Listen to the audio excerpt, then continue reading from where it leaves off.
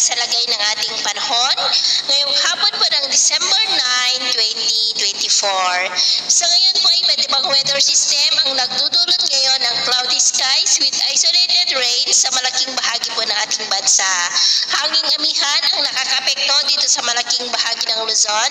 habang easterlies naman ang nakakapekto sa Visayas at ang shoreline ay nakakapekto po dyan sa may southern Luzon, at mayroon pa rin pong intertropical convergence zone na nag-i-extend po sa may Mindanao. At sa ating long range forecast, maliban sa banta ng pamumuo ng mga low pressure area ay wala naman pong bagyo na malakas na namamataan na tatawid po dito sa ating kalupaan for the next 2 weeks. At sa lagay ng ating panahon, ngayong hapon po ay maulap ang kalangitan with isolated rains sa ilang bahagi ng Cagayan Valley, ilang bahagi ng Cordillera, Metro Manila, Calabarzon, Mimaropa, Bicol Region, Panay Island, Negros, Cebu, Bohol, Leyte, Samar Provinces, Zamboanga Peninsula, Northern Mindanao, Caraga,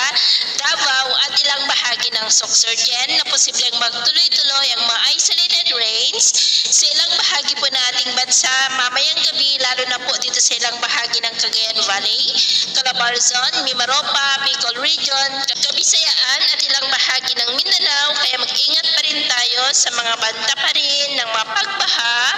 at pagguho ng lupa. At sa atin naman pong mga baybayin, dahil sa malakas na amihan ay bawal na muna ang papalaot sa silagang baybayin ng Luzon, kanlurang baybayin ng Luzon, seaboard ng Northern Cagayan, Babuyan Island Seaboard at Batanes Seaboard, dahil ang mga alon dyan ay posible po na aabot hanggang sa 6 to 14 feet. Kaya hanggat maaari ay iwasan na po muna natin ang papalaot dyan sa mga may kulay pula para mas makaiwas sa mga sakunang